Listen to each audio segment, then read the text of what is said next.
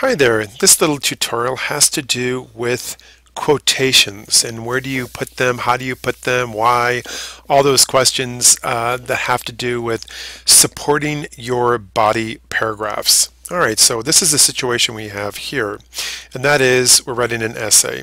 The topic is this: noses should be flipped around. Yes, turned upside down. There are so many advantages to that. So we have this body paragraph here, right? And I'll just summarize it saying that yes, they should be turned around. They would collect more rainwater.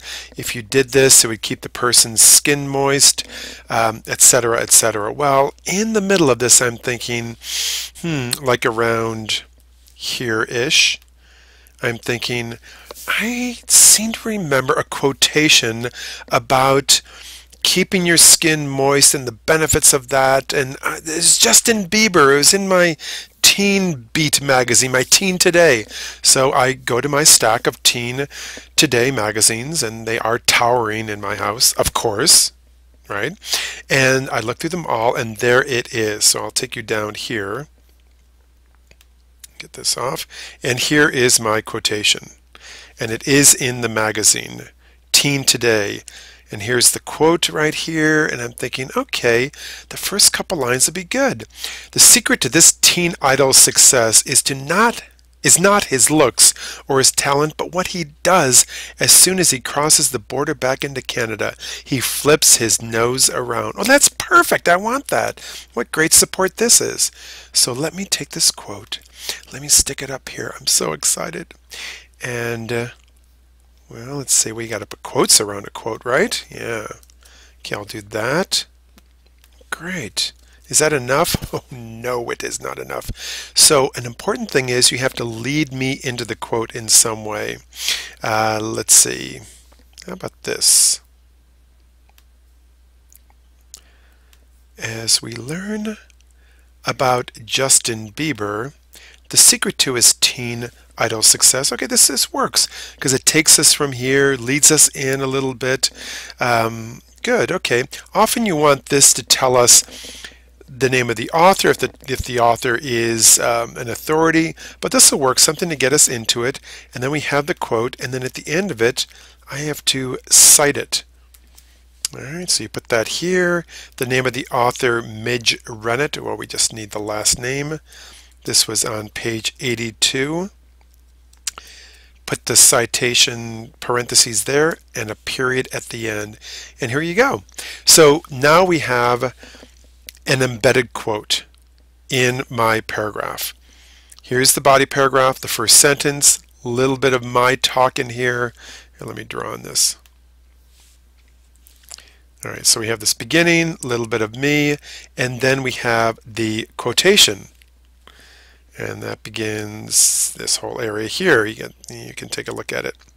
And what we have is a way to introduce the quote itself. Remember the comma, remember the quote, capital letter there.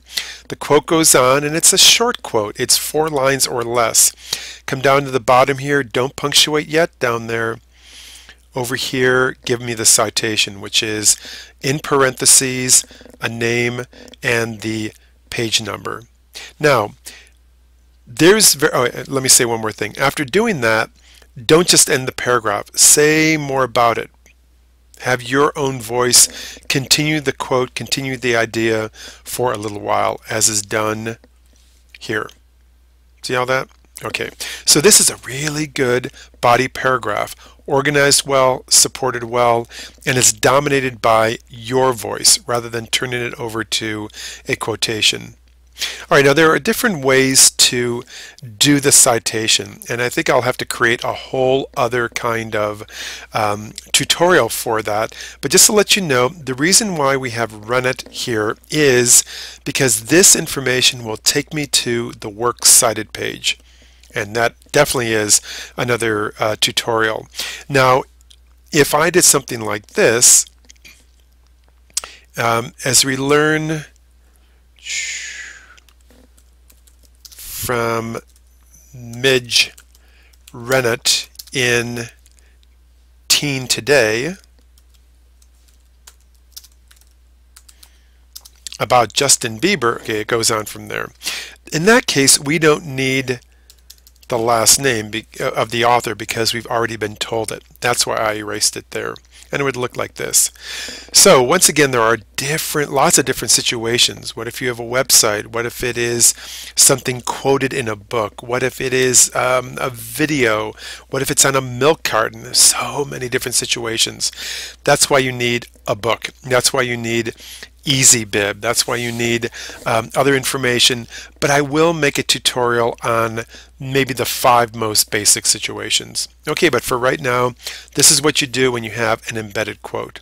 This goes with the next tutorial, which is about block quotes, which is addressing what happens if your quote, and that's all this stuff here, is long, meaning it goes on for longer than 4 lines. Right here we're okay, 1, 2, 3, but if it goes on longer, there's something totally different you have to do. And I explain all of that in the next tutorial. Okay.